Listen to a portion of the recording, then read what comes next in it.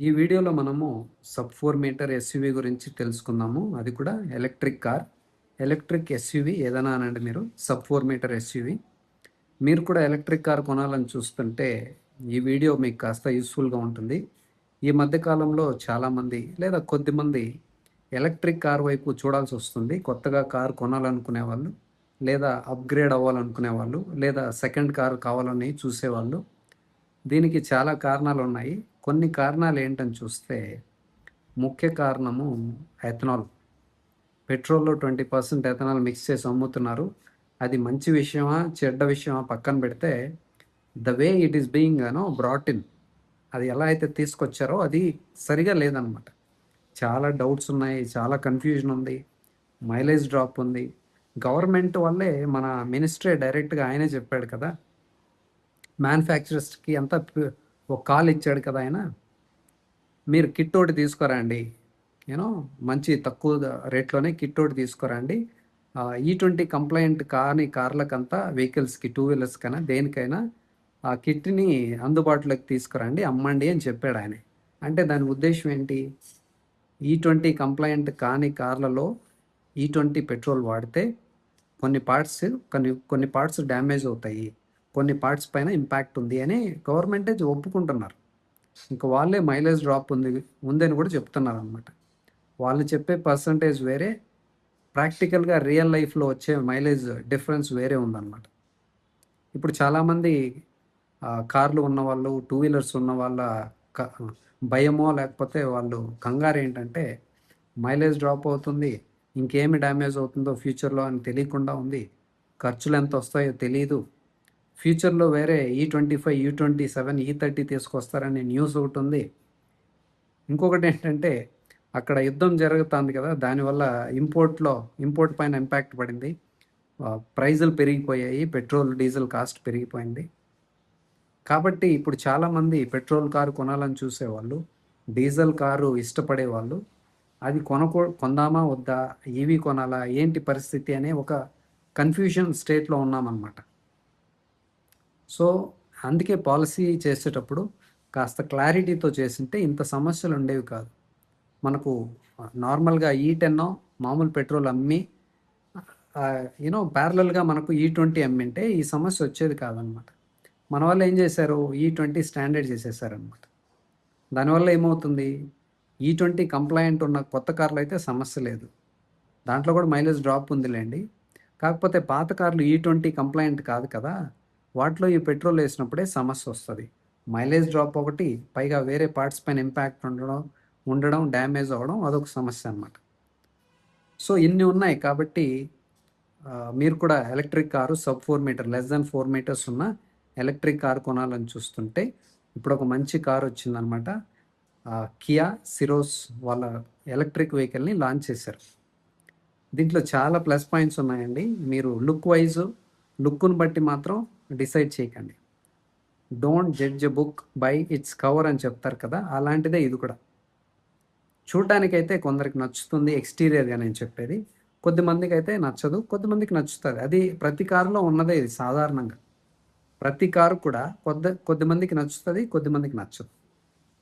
So ఇది particularly ఈ car అయితే నాకు చాలా ఇష్టం. ఎందుకంటే లుక్స్ని పక్కన పెట్టండి, మంచి గ్రౌండ్ క్లియరెన్స్ ఉంది, మంచి ఎస్యూవీ డిజైన్, బాక్సీ డిజైన్ ఉంది. ఎక్స్టీరియర్ పక్కన పెట్టేసేయండి. ఇంటీరియర్ క్వాలిటీ, ఫిట్ ఫినిష్ చెప్పాల్సిన అవసరం లేదు. మన హుండాయ్ కన్నా బాగుంటుంది అనమాట ఇది. హుండాయే చాలా బాగా చేస్తారు. Fit finish, quality, interior quality especially చాలా బాగుంటుంది. వాళ్ళకన్నా వీళ్ళు ఒక మెట్టు పైనే ఉంటారనమాట. మీరు క్వాలిటీ ఇష్యూస్ ఉండవు, రిలయబిలిటీ సమస్యలు ఉండవు, నమ్మకంగా పనిచేస్తాయి. కారు కొన్న తర్వాత ఎప్పుడు ఆగిపోతుందో తెలియదు, టచ్ స్క్రీన్ పనిచేస్తుందో తెలియదు, మోటార్ పాడైపోతుందో తెలియదు, బ్యాటరీ సడన్గా డ్రాప్ అయిపోతుంది, ఎప్పుడు ఎక్కడ అయిపోతుందో తెలియదు. సర్వీస్ సెంటర్కి తీసుకెళ్ళాలి, వాళ్ళు రిపేర్ చేయరు, మళ్ళా సర్వీస్ సెంటర్కి వెళ్ళాల్సి వస్తుంది. వేరే బ్రాండ్స్ గురించి నేను చెప్పేది. దీంట్లో మనకు ఆ సమస్యలు ఏముండవు. కారు కొనేది ఎందుకు? ఒక ప్లేస్ నుంచి ఒక ప్లేస్కి మనల్ని తీసుకెళ్ళాలి, అది నమ్మకంగా పనిచేయాలి, చాలా సంవత్సరాలు పనిచేయాలి. రిలయబిలిటీ, డ్యూరబిలిటీ, లాంజివిటీ అంటాం కదా, అవన్నీ దీంట్లో ఉంటాయి మీకు. Okay, let us come to interior. చూడడానికి చాలా బాగుంటుందండి. ఈ సెగ్మెంట్ కన్నా పై సెగ్మెంట్లో ఉన్నంత ఉంటుందన్నమాట ఇది. ఎస్పెషలీ నేను చెప్పేది ప్రాక్టికాలిటీ. రియర్ సీట్ ఉంది కదా, అది స్లైడింగ్ చేయొచ్చు. రెక్లైన్ యాంగిల్ సూపర్గా ఉంది. మీకు నీ రూము, లెగ్ రూము, కంఫర్ట్ చాలా బాగుంటుంది. నెక్స్ట్ సెగ్మెంట్లో కూడా ఉండవు ఇట్లా. నాకు తెలిసి అన్ని సెగ్మెంట్లో ఇవ్వాలి ఇది రియర్ సీట్ స్లైడింగ్ అనేది. అలాగే రిక్లైనింగ్ యూనో స్టెప్స్ ఉంటాయి కదా, అది కూడా ఎక్కువ ఇవ్వాలి. అప్పుడే మనము లాంగ్ జర్నీస్కి వెళ్ళినప్పుడు, షార్ట్ జర్నీస్ అయినా కానీ కంఫర్టబుల్గా కూర్చోవాలి కదా. కొన్ని సీట్లు అయితే ఇలా ఉంటాయి అన్నమాట. ఏం కంఫర్ట్ అది నాకు అర్థం కాదు. వెనక్కి కాస్త రిక్లైన్ అవ్వడానికి వాళ్ళ ఫీచర్స్ ఏదైనా పెట్టాలి. బేసిక్ థింగ్స్ ఇవి. థై సపోర్ట్ ఉండాలి, రిక్లైన్ అవ్వాలి, స్లైడింగ్ ఆప్షన్ ఉండాలి. ఇవన్నీ మీకు దీంట్లో దొరుకుతాయి. ప్రాక్టికాలిటీ అండి, మీకు స్టోరేజ్ విషయంలో కానీ, సీటింగ్ కంఫర్ట్ విషయంలో కానీ, స్పేస్ విషయంలో కానీ చాలా బాగుంది. బూట్ స్పేస్ అయినా, అలాగే ఫిట్ అండ్ ఫినిష్ అయినా, ఆ క్వాలిటీ ఆఫ్ మెటీరియల్స్ అయినా, ఆ కలర్ కాంబినేషన్స్, టచ్ చేయడానికి, చూడడానికి చాలా బాగుంటాయి. ప్రీమియంగా ఉంటుంది మీకు. అవి ఎక్కువ సంవత్సరాలు కూడా ఉంటాయి. అది మంచి విషయం. సో మీకు పీస్ ఆఫ్ మైండ్ ఉన్న కార్ కావాలి, మంచి ఓనర్షిప్ ఉన్న కార్ కావాలి. అది మంచి ఓనర్షిప్ ఎప్పుడు వస్తుంది మనకు? అది బాగా పనిచేయాలి. ఆఫ్టర్ సేల్ సర్వీస్ చాలా బాగుండాలి. రిపేర్స్ రాకూడదు, సమస్యలు ఉండకూడదు. ఇన్ కేస్ బై మిస్టేక్ ఏమైనా సమస్య వస్తే కూడా ఆఫ్టర్ సేల్ సర్వీస్ చాలా బాగుండాలి. స్పేర్ పార్ట్స్ అవైలబిలిటీ ఉండాలి. ఇవన్నీ మనకు కియాలో దొరుకుతాయి అన్నమాట.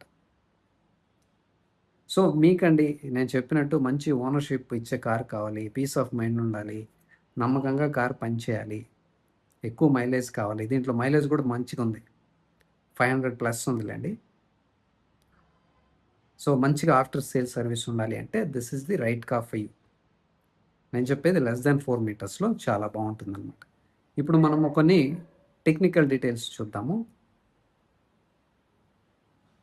ఇదైతే మనకు 2 బ్యాటరీ ప్యాక్స్ ఉన్నాయండి. 42 కిలోవాట్ అవర్ ఒకటి, అలాగే 51.4 కిలోవాట్ అవర్ ఒకటి ఉందన్నమాట. ఫస్ట్ దాంట్లో మనకు 443 రేంజ్ ఉంది, సెకండ్ దాంట్లో 526 రేంజ్ ఉందన్నమాట. అలాగే స్పీడ్ కూడా ఇచ్చారు. ఇదంతా మనకు అవసరం లేదులేండి, బట్ స్టిల్ 0 to 100 మనకి 8.1 సెకండ్లో వస్తుందంట.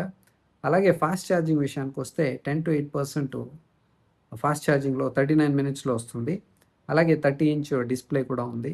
ఇది కూడా I'm not a big fan. ఎక్కువ పెద్ద పెద్ద స్క్రీన్లు ఉండకూడదు ఎప్పుడు కానీ, అది నాట్ గుడ్ ఫర్ సేఫ్టీ అనమాట. చిన్న స్క్రీన్స్ ఉంటే సరిపోతుంది. చిన్నదంటే మరి చిన్నది కాదులేండి. అలాగే front and rear ventilated seats తీసుకొచ్చారు. సూపర్ థింగ్ ఇది. ఇలాంటి ప్రాక్టికల్ థింగ్స్ యాడ్ చేస్తే బాగుంటుంది. 6 ఎయిర్ బ్యాగ్ స్టాండర్డ్ ఉంది, లెవెల్ 2 అడాస్ ఉంది, అన్లిమిటెడ్ కిలోమీటర్ బ్యాటరీ వారంటీ ఇచ్చారు. అంటే లైఫ్ టైం వారంటీ ఇచ్చారు. అంటే 15 ఇయర్స్ అనుకోండి, ఇట్స్ ఫర్ 15 ఇయర్స్ అనమాట. అలాగే ప్రైస్ డీటెయిల్స్ కూడా ఉన్నాయి. మీకు ఇన్ కేసు మీకు ఎక్కువ అనిపిస్తే బ్యాస్ కూడా ఉందన్నమాట, బ్యాటరీ యాజ్ ఎ సర్వీస్. దాంట్లో మీకు 8 lakhsకే కార్ దొరుకుతుంది. అలాగే పర్ కిలోమీటర్ మీకు 3.3 రూపీస్ పే చేయాల్సి వస్తుంది, 3 రూపీస్ 30 పైసా. ఇప్పుడు ప్రైజింగ్ విషయానికి వస్తే దీంట్లో 42 కిలోవాట్ అవర్ అని చెప్పాను కదా, దాంట్లో 3 వేరియంట్స్ ఉన్నాయి. ఫస్ట్ది హెచ్టీకే మనకు 13.55 lakhsకు ఉందన్నమాట. ఎక్స్ షోరూమ్ ప్రైజెస్ ఇవి. హెచ్టీకే ప్లస్ చూస్తే 15 lakhs ఉంది. హెచ్టీఎక్స్ వచ్చేసి 16 lakhs ఉంది. అలాగే 51.4 కిలోవాట్ అవర్ బ్యాటరీ ప్యాక్, దాంట్లో చూస్తే మనకు 4 వేరియంట్స్ ఉన్నాయి. HTK plus ER extended range అనుకోండి, అది 17 lakhs ఉంది.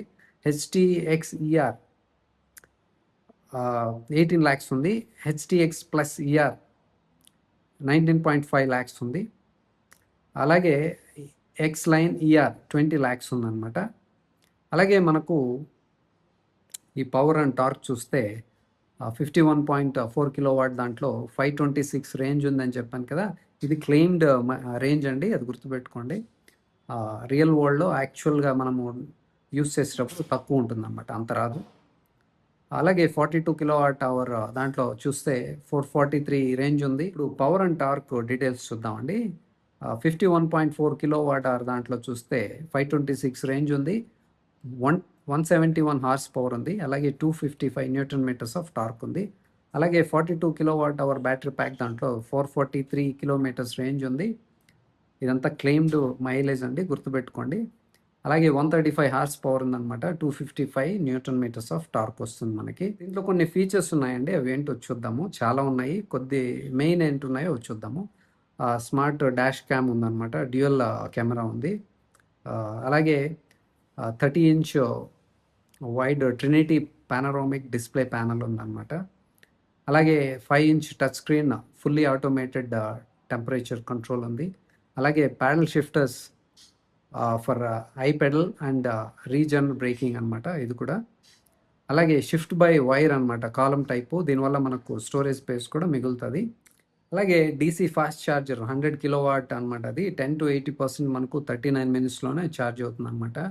ఇంకోటి ఏసీ ఫాస్ట్ ఛార్జర్ 11 కిలోవాట్ అనమాట. అది 10 to 100% మనకి 4 hours 50 minutesలో అవుతుంది అనమాట. అలాగే సేఫ్టీ రిలేటెడ్ చూస్తే 6 ఎయిర్ బ్యాగ్స్ ఉన్నాయి, 360 డిగ్రీ కెమెరా ఉంది, ఈఎస్సి ఎలక్ట్రానిక్ స్టెబిలిటీ కంట్రోల్ ఉంది, హిల్ హోల్డ్ అసిస్ట్ ఉంది. అలాగే స్మార్ట్ డాష్ క్యామ్ చెప్పాను కదా, డ్యూయల్ డాష్ క్యామ్ ఉందన్నమాట. ఇంకా front and rear seat ventilation ఉంది. సెకండ్ రోకి అయితే బేస్ సీట్కే ఉందన్నమాట, రియర్కి రాదు. ఇది రియర్ కూడా ఇచ్చుంటే బాగుండేది. మనకి వెంటిలేషన్ అంటే మెయిన్ ఇక్కడ కూడా కావాలి కదా. ఫ్రంట్ అయితే ఉంది, రియర్ సీట్కి అయితే ఓన్లీ సీట్కి మాత్రం ఇచ్చారంట. అలాగే 4-way పవర్ డ్రైవర్ సీట్ ఇచ్చారు. దీని బదులు మీరు ఫుల్గా వెంటిలేషన్ ఇచ్చేసి ఉండొచ్చు కదా. I don't think this is useful. Power seats ఎందుకో నాకు అర్థం కాదు. అలాగే 60-40 split with cup holders you know. అలాగే rear seat recline and slide function, ఇది చాలా యూస్ఫుల్. వేరే వాళ్ళు కూడా ఇది అడాప్ట్ చేసుకుంటే చాలా బాగుంటుంది. అలాగే స్మార్ట్ ఫోన్ వైర్లెస్ ఛార్జర్ ఉంది. ఇలాగా చెప్పుకుంటూ పోతే చాలా ఉన్నాయిలేండి. రిమోట్ విండో కంట్రోల్ ఉంది. అలాగే find my car with surround view monitor ఉంది. అలాగే మల్టీలింగ్వల్ విఆర్ కమాండ్స్ ఉన్నాయి. స్మార్ట్ వాచ్ కనెక్టివిటీ ఉంది. Kia connect 2.0 with over the air software updates ఉన్నాయి. షెడ్యూల్ ఛార్జింగ్ ఉంది. సో అలాగే రిమోట్ బ్యాటరీ కండిషనింగ్ ఉందన్నమాట. డిజిటల్ కీ ఉంది. ఇలాగా చాలా ఉన్నాయిలేండి ఫీచర్స్. మనకు ఫీచర్స్ గురించి చెప్పాల్సిన అవసరం లేదు కదా. హుండాయిలో, కియాలో చాలా ఎక్కువ ఫీచర్స్ ఇస్తూ ఉంటారు. అది పక్కన పెడితే మీకైతే నేను చెప్పేది ఒకటే అండి, మీకు less than 4 మీటర్స్లో ఎస్యూవీని చూస్తుంటే ఎలక్ట్రిక్ కారు సేఫ్టీ ఉండాలి అంటే దీంట్లో ఇంకా క్రాష్ టెస్ట్ చేయలేదు. కాకపోతే ఐస్ వర్షన్లో సేమ్ ప్లాట్ఫామ్ అనమాట, సేమ్ ప్లాట్ఫామ్ వాడుతున్నారు ఈవీ కూడా వాళ్ళు. దాంట్లో 5 స్టార్ రేటెడ్ సేఫ్టీ ఉంది. దీంట్లో కూడా నాకు తెలిసి it will get the same rating, 5 star వస్తుంది. దాంతోపాటు మీకు ఆఫ్టర్ సేల్ సర్వీస్ చాలా బాగుంటుంది. క్వాలిటీ ఇష్యూస్ ఉండవు, రిలయబిలిటీ సమస్యలు ఉండవు. కాబట్టి మీరు ఈ కార్ని తీసుకోవచ్చు. దేనికి మీరు first multiple times test drive చేసి తర్వాతే ఫైనల్ డెసిషన్ తీసుకోండి.